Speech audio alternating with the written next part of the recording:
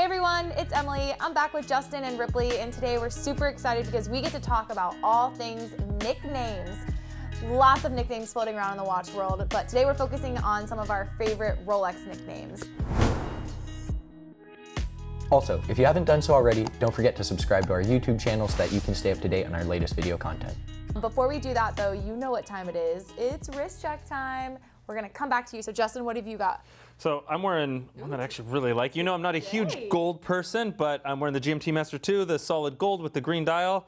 The green is what gets me on this one. I love that green dial. I actually wore this very specifically today because this one doesn't really have a nickname, No, it and doesn't. I feel like it should, right? Ah, we will have to come back to this one in a for little being bit. such a visually distinct watch, it's kind of crazy that it doesn't have a nickname, but given when it came out in 2005, it was kind of before nicknames became such a thing. True. Yeah. I feel like it deserves one though, right? Oh, 100%. Yeah, It needs one. absolutely. It needs one. I agree. Yeah. We're gonna have to revisit that. Either way, beautiful watch. Yeah. Gold looks great on you. Oh, thank you. Yeah. Ripley, what have you got? Well, I'm also wearing a GMT, but on the total opposite end of the spectrum, stainless steel, vintage, 1675, and it's got a nickname. It's a Pepsi.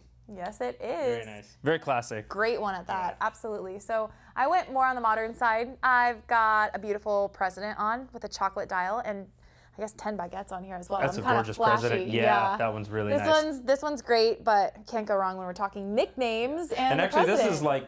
this is probably one of the biggest nicknames, right? The President. I mean, Yes. it's so much of a nickname that it's synonymous with the watch, where people don't realize that the President model isn't officially named from Rolex. It's officially the date, right? Yeah. The President bracelet is recognized, but why don't we start there? This is a great Let's spot get right to kick into it it. off. So, Ripley, let's talk a little bit about this first watch.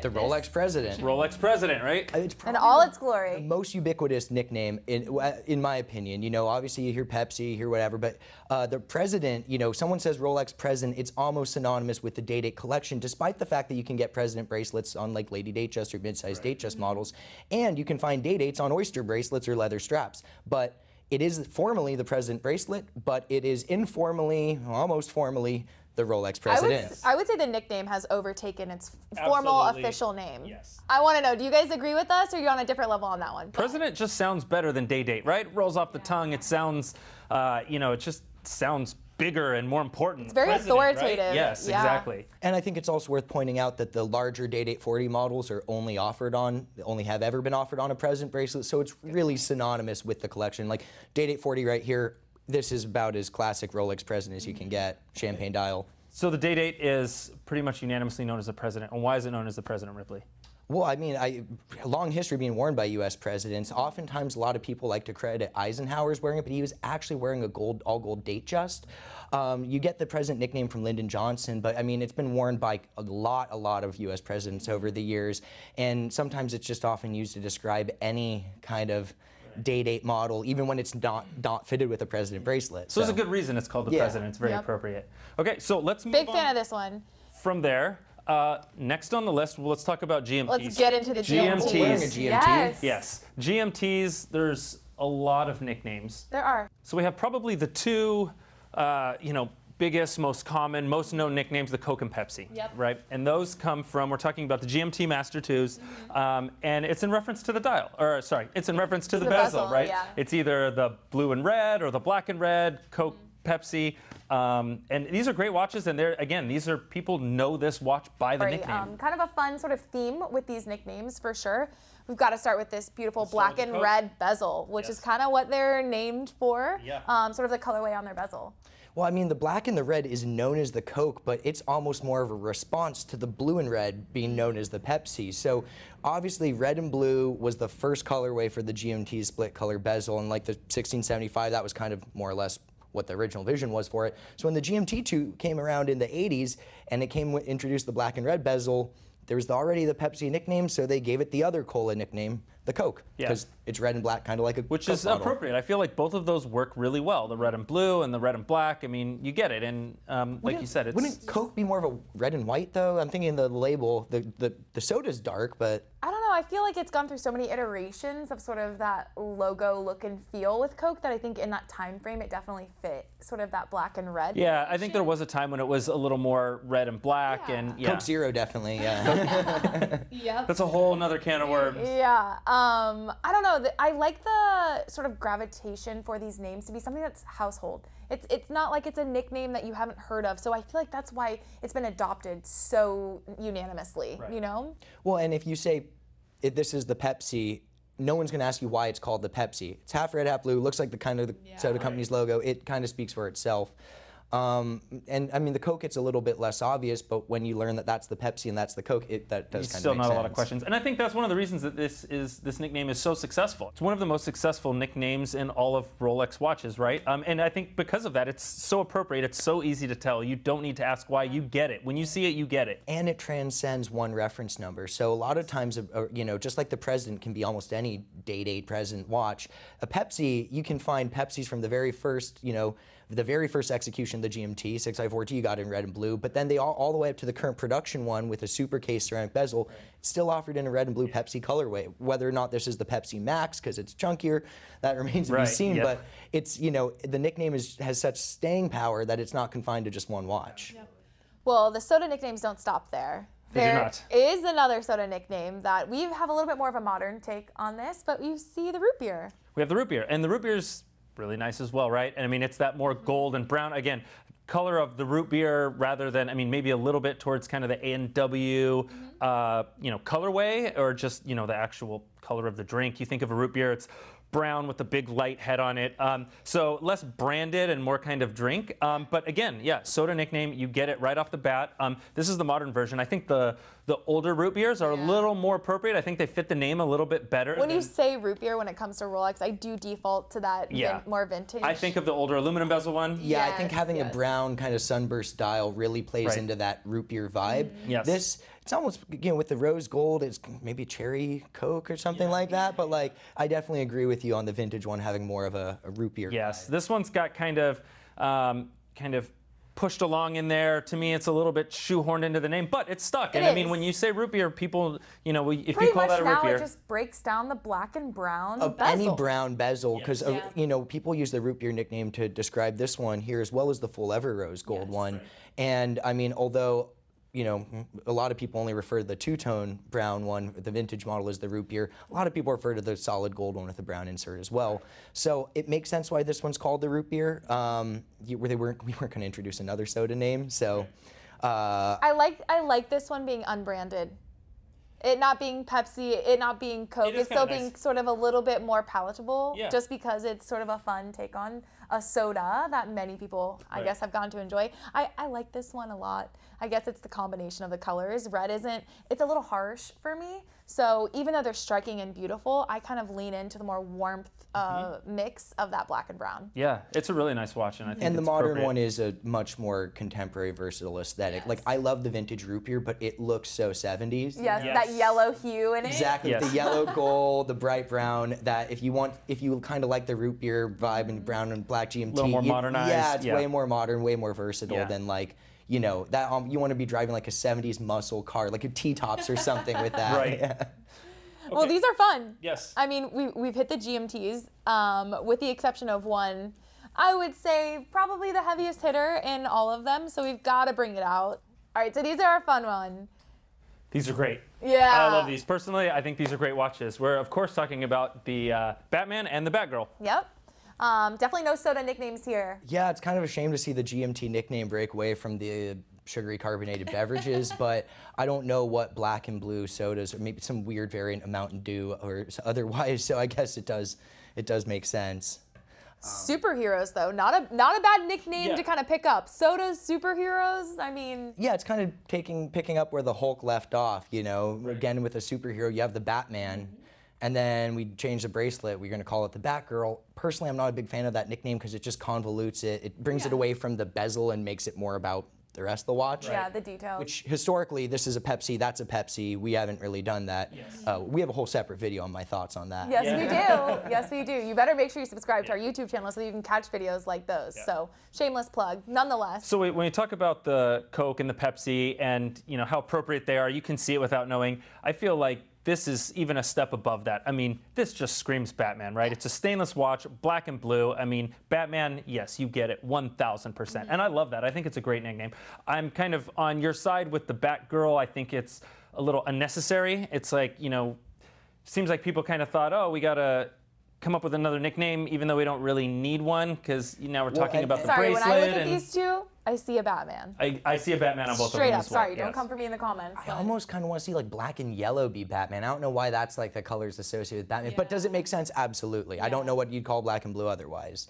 But yeah, I totally agree that it shouldn't, you know, it should just stick to the bezel color here on this. And also, Batgirl doesn't exist. Like, Batman is the authentic character. So at this point, like for me, it's a detail switch up. It's a Jubilee bracelet or an oyster bracelet on your Batman. Well, and you can get a 126. You can get the current production Batman as a Batgirl if you get the different bracelet. So it's not really, before it was, that was made an option, you could kind of justify it as, well, they are different reference numbers. Now it's literally just a bracelet option. So. And it's also kind of making the assertion that the Jubilee bracelet is somehow more feminine, which I don't think it really is. I mean, it's different. The oyster bracelet is chunkier and bigger, but I don't necessarily think that it's more masculine or that the Jubilee is inherently more feminine. I think there's more to the watch that, you know, what kind of gives it that overall feminine feel. I don't think it's just the Jubilee bracelet. So yeah, I agree. I would just like to see this be called a Batman, just a blanket statement. These are all the Batman. But the Batgirl has kind of stuck, and it's around, so it's a thing. It's definitely used. Yeah, and I mean, to be fair, if I say I have a Batman, you might say, oh, what bracelet? If I say I have a Batgirl, we do all know what I'm talking about. That's true.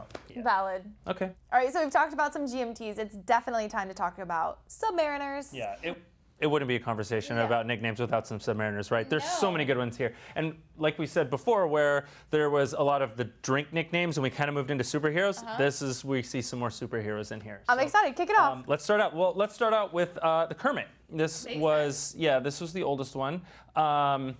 Ripley, you want to give us some details about this one? We got a black dial, the green bezel. So I mean, when this came out for the 50th anniversary of the Sub in 2003, like Rolex nicknames weren't that big of a thing. Obviously they existed, but it wasn't just like the ebb and flow of collector vernacular like it is today. So there's like, you know, the James Bond Sub, the 6538, all of those things were there, but this came out with a bright green bezel, first time we have the color green, first maxi dial, really unlike any other steel Sub.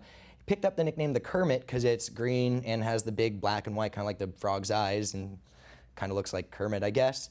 But that sort of set off this onslaught where we get the Hulk, and then we get a Smurf, and then we get whatever this Starbucks ceramic Kermit Cermit thing is, and then the Cookie Monster, whatever it is. We kind of have a mix of superheroes and Sesame Street characters. I'm still waiting for that Miss Piggy, though.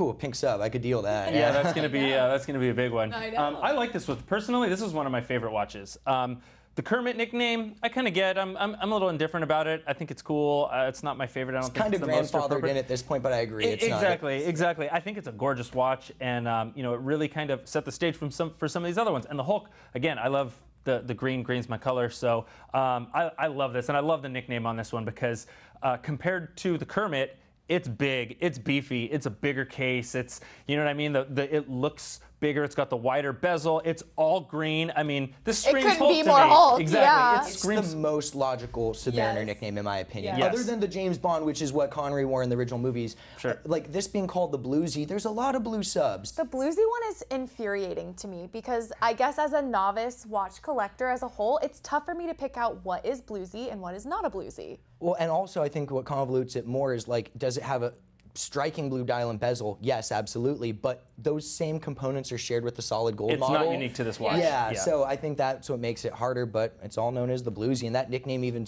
applies to the ceramic two-tone blue models as well. And then the Smurf, it kind of works. It's blue and white, but it's a large, chunky watch, and the Smurfs are small. Yeah. So yes, and the Smurf does work because I mean it's blue, and it's similar to the Hulk, where it's like this thing is all blue, just like this watch is all blue. So I kind of like that one, but again, it's a big watch and it's a small namesake. So I don't know that it's super appropriate, but it's definitely better than the Bluesy. Like you said, I'm with you, and I've been into watches a lot longer, and I still do not like the Bluesy name. I think it's a very far reach, and I think that Honestly, I think that if the Bluesy name was attached to the Smurf, I feel like that would be much more appropriate, right? So yeah, to me, this it's kind of a miss for me on what the Bluesy. even is a Bluesy? Why isn't this Greensy? I mean, yeah, we don't need to beat that one to death. But I'm not a fan of the nickname. I love the Hulk nickname, and I feel like we either need to just call this a ceramics Kermit or come up with something totally different for it. This is, again, in the miss column for me. I hate that it's being referred to as the Cermit.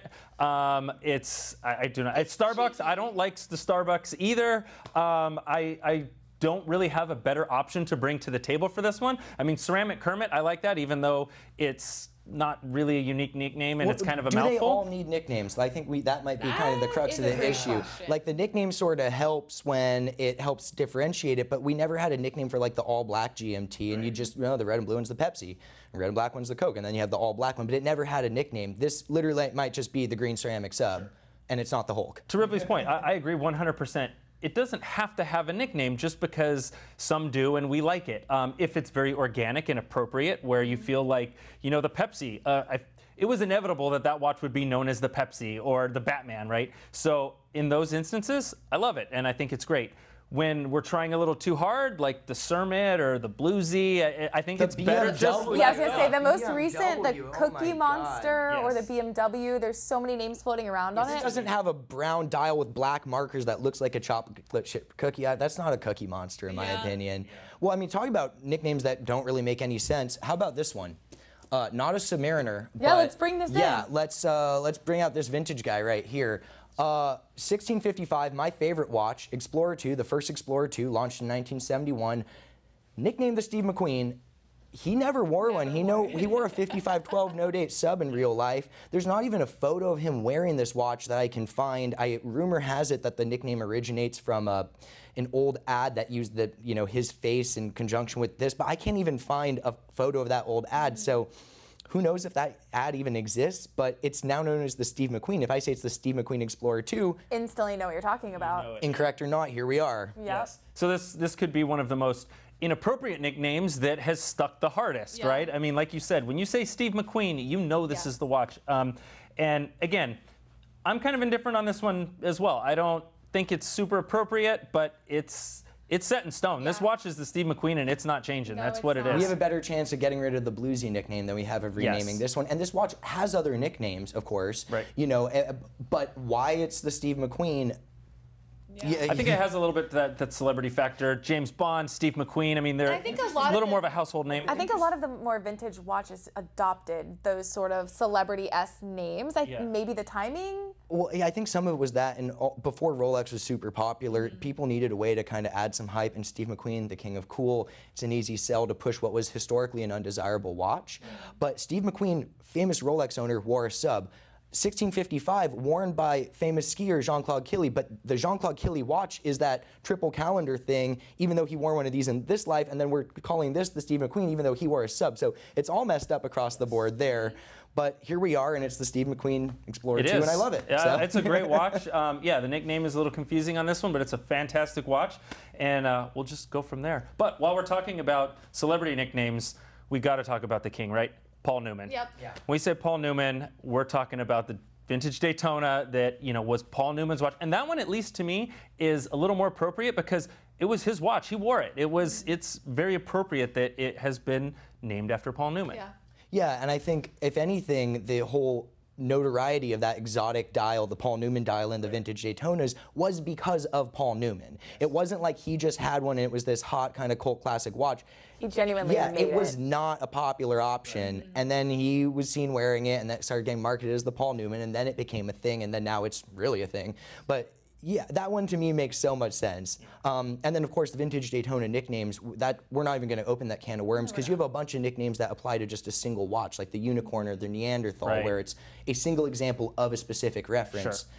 It has a nickname, but it only exists within that tiny corner of the And then there's Daytona. also the nicknames that aren't about a watch or a model. It's about a feature. Sigma dial. Right. We talk about detailed dials, bezels, things like that. And we should actually do another video on just watch nicknames in general, which is beyond the scope of this one. So today we're not talking about, you know, tropical dials or anything like that. It's talking about just the models and just the watches and nicknames. But luckily enough, we do have a vintage nickname video on the calendar, so you will have to make sure that you subscribe to our channel so that you can get notified when that video comes on the channel. That'll be a good one too. Yeah, it'll be a fun one to film. There's going to be some serious grail. Plenty of vintage grails for that.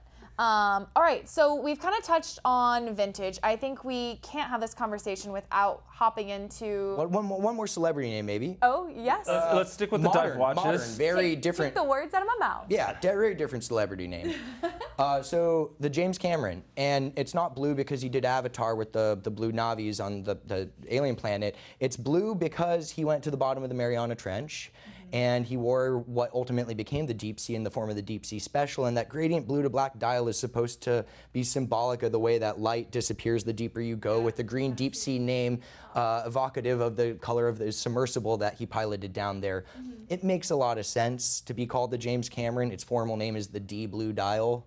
D for, you know, degradé, like fading, because it does fade, but you know, we all just call it the James Cameron. Yeah, yeah. And again, I think this one is one that falls into that very appropriate category, and I love it. It just fits. It works. It does. I mean, it was styled specifically after that. It was after him, and that's one that Rolex does acknowledge. I mean, Rolex doesn't really like to acknowledge these nicknames, right? It's not something that they use or they've come up with. It's a very community-based thing, right? It's collectors and you know, wearers of the watches come up with these things and they just kind of stick.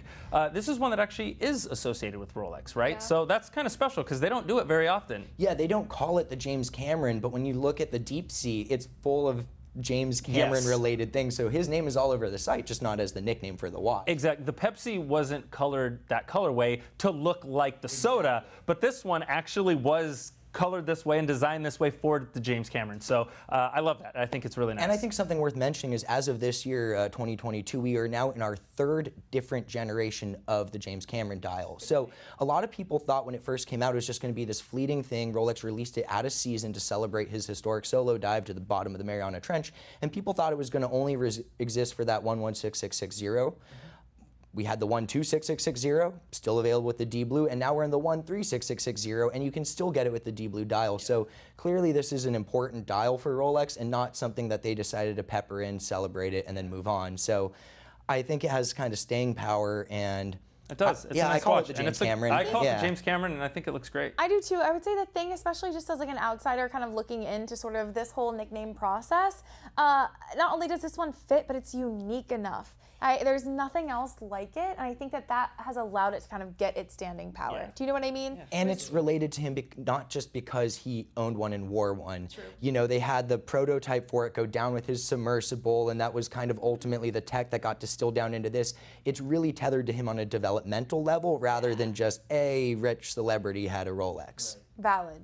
Very valid. So we've talked a lot about sports watches. Yes. Let's talk about a couple dress watches with nicknames. Let's start with the Wimbledon.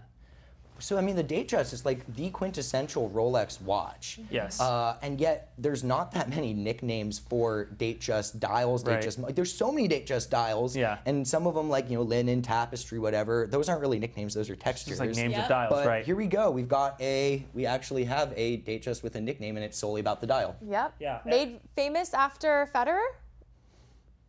Federer wore one at Wimbledon, I believe. I'm not a huge tennis buff, but and Federer's got a lot of Rolexes. The one I always think of is that Day Date 2 with the lilac Arabic numerals. Yes. But I think the nickname came from him wearing one of these, like the two-tone with this kind of slate with the green outlines at Wimbledon. And green, you know, tennis balls are green. Maybe we're reaching a little bit Well, there. it's funny because Rolex sponsors Wimbledon, and it's funny because this green of the Arabics really is synonymous with the Wimbledon shots that you're seeing from the live event. And so it's funny how actually Rolex has leaned into sort of their branding of the Wimbledon tournament itself. Yeah. For a watch that doesn't speak tennis or Wimbledon or anything that overtly, the nickname to me strangely makes sense. Maybe it's like Stockholm Syndrome. I've just been desensitized to like the Wimbledon nickname, but like it kind of works, and I would love to see more nicknames for Datejust dials, so we don't have to refer to them in these really long, cumbersome, oh, it's the blue dial concentric circle with orange, you know what I mean? Like, it can get really long-winded, so I'm all in favor of it. Obviously, you know my thoughts about that one floating applied marker at 9 o'clock, but... Ripley's the biggest fan of it. You're going to ruin it for everyone. You're going to point it out and ruin it for everyone. It's a little chiclet floating all over there all by itself, and it's the most ridiculous loom shot. You got a floating rectangle just... Ripley's not a fan of this, but see, to me, this is the ball boy that's sitting at the net waiting for something to kind of go get. It is weird. It's kind of all by itself out there, and it's one weird loom plot, and it's weird that it's at 9 o'clock. I get all of that. It does, to me, provide a little bit of balance when I start looking at it and trying to... Yeah, so I've, you know, where it kind of bothered me a little bit at first, I've come around to... I'm okay with it. I like the Wimbledon dial. Let's be clear with that. I like the Wimbledon dial. I am not a fan of that hour marker. You like to make the ball boy example. For me, that's the ball boy when he like runs across trips and gets hit by the serve and like ruins the play for everyone. I would be a great dial if they just put a regular marker there on it, but even still, I would prefer it's one of my favorite Datejust dials, even though that it's just got that irksome point for me. I love that dial. I'm with you as well. I think it looks great. I think the black and green is really nice, and I think it's a great looking watch with the two-tone. Potentially unpopular opinion, I prefer it in all steel, like the all white metal reference. I prefer that one, yes. That may just be because I'm more of a stainless guy than a gold guy, but I think that one's really clean. I think for me, what I really like is the Roman numerals, which I think are kind of cool, and with the way they do it, with the fill, with the stroke around the outside, I think it's just an extra little detail, and it's a really clean looking watch. And we talk about tennis. I'm not a tennis fan, and I don't really follow, but for some reason, I feel like this is a tennis watch, and I don't know why. Maybe like you said, it's a little Stockholm syndrome or whatever. I don't know if it's the green and gold with the Slayer, whatever it is. I don't know, but I get tennis vibes from this watch. It's a good country club Saturday, like brunch, a little activity, a little schmoozy. Like it's kind of I like it. I like the nickname. And with historical precedent, it's slightly evocative of the old vintage Buckley dials that you'll find on Datejust models with the painted Roman numerals. Obviously, this is in a totally different modernized direction, but it's not like Rolex just decided to paint some Romans one day and here we have it. It kind of calls back to a design that they used to do, and this is a very, very modern take on the classic Buckley dial. I feel this is pretty fresh. This is a really fun nickname for me. It is. Okay, so we have one more. We have one more Datejust. Ooh. So let's talk about this guy. We're just Thunderbird. We'll call it Turnograph. You'll call it a Thunderbird. Both are correct. Ripley will tell us kind of how this one came about. So its formal name is the Turnograph. So the very first one, which actually predates the Submariner from 1953, was labeled a Turnograph. 6202 basically looks like a 6204 Submariner. Black dial, black rotating bezel. That was the first Turnograph. Since that point, the Turnograph name has largely been attached to what is effectively a Datejust with a rotating bidirectional timing bezel. Now, how do we end up with the Thunderbird name? After the watch came out, it was being used by the Thunderbird flight squadron. The rotating bezel, obviously Rolex favored among pilots in general, but the rotating bezel helped them with, timing calculations, standard rate turns, what have you. It was just more useful than a standard watch. And so they had, a number of the members of the flight squadron had them. Rolex became aware of that and then started using both the Thunderbird name in its marketing materials and also produced a limited batch of those watches that had the Thunderbird logo on the dial. It's formally a Datejust at that point, like a 1625, but its nickname became the Thunderbird because, well, with that such a strong and supported connection, it's going to be the Thunderbird. Interestingly, this is the last iteration of the Thunderbird or Turnograph, and Thunderbird is completely absent from it. And it now says, once again, Turnograph on the dial. So I would like to say it's Turnograph's its proper name, Thunderbird's its nickname. Yeah, exactly. And I'm okay with that. I like it. I like the, the reason for the nickname. This is one that's kind of came from the watch where it was used and how it was used rather than the color of it or the way it looks, which I kind of like, right? We have so many that are nicknamed because they resemble something, and this one is nicknamed because of its use. Yeah, it has a direct historical application to the name, and I think that in and of itself is kind of fun. It's different. It's also just, you kind of pointed it out, the useful side of it. It was a useful piece of, equipment back then for pilots, Plus, it's a cool nickname. Smurf on my wrist doesn't sound nearly as well as like I got a Rolex Thunderbird. It is one of the best nicknames. Thunderbird. Even Turnograph as a whole is pretty great. Yeah, it does sound pretty cool. Thunderbird just like steps it up a couple more notches. And with legitimate heritage, the watch itself was worn by the pilots in the flight squadron back in the pre-Quartz era. All of that good stuff. In the same way that presidents actually wore the Rolex President. It's like the antithesis of the Steve McQueen Explorer II, which he never apparently got within 10 feet of. Right. If somebody were actually manning the book of nicknames, I feel like the Thunderbird would get an automatic check just from sort of how the nickname came about and how it's stuck around. Yeah. Some of the other ones that we've gone over today, I'm not sure that it would get that official sort of blue check. Definitely not. Well, I think what's always cool is when a nickname warrants the explanation of a story. Like, I tell you this is the Pepsi, and it's obvious why it's the Pepsi. It's got half red, half blue bezel. I tell you this is the Thunderbird, and you say why, and then, oh, now we're talking about, you know, old pilots' watches and old Rolex marketing tactics, and now it's the history, now it's the story, now it's more than just a watch. Yeah, there's a little more to it. Yeah, and I think that's in the same way the James Cameron, there's a story there. Some of those are my favorites. I like that. Okay. Well, you said it. Some of these are your favorites. I gotta ask the question. We've gone through a handful of nicknames today, but does one stick out more to you than another? Yeah, well, I always love to contradict myself. So as much as I love a nickname that truly alludes to something and tells a story, and I think the Thunderbird is a great nickname and probably one of my favorites, my favorite Rolex nickname is the Pepsi. Really? The Pepsi. Okay. Because in shorthand, there isn't really anything to get at the idea of a red and blue Rolex. It's a name that's transcended just the GMT itself. Pepsi bezels are now seen on watches from a variety of different manufacturers. It's now almost become synonymous with this colorway, and not even split 50-50. Sometimes you see the first 15 minutes in red or something. Right, just any red and blue. So I think as far as just nicknames with staying power that do what they say on the tin and have been able to step outside of just the Rolex canon, make a greater mark on the luxury watch industry, for me it's the Rolex Pepsi. All right. That's a good one. Great example. Justin, where are you at on this one? In terms of nicknames, I'm going to go with the Batman. Okay. I'm sticking GMT, and I think it's great. I love the nickname. I think it's really appropriate. I think, you know, when you pull it out and it's the Batman, you instantly get it. Also, I liked it's the superhero tie. I just think it sounds cool, right? Batman just, you know, it just sounds tough, and, you know, I love it. And on top of that, I think it's an awesome watch. The black and blue, I mean, blue on watches is so good. And anyway, there's a laundry list of reasons why I like the watch, but I think the Batman's a really appropriate nickname, and yeah, really happy with it. What about you? You guys have not struck out, honestly. Home run, home run. I personally feel like I'm bringing another home run. There is no question about this. I love the President. I was pretty close to the Wimbledon as well as the Thunderbird. They're just wonderful examples to me, but you can't go wrong with the President. Yeah, President's, again, it feels official. It works. It has its sort of heritage.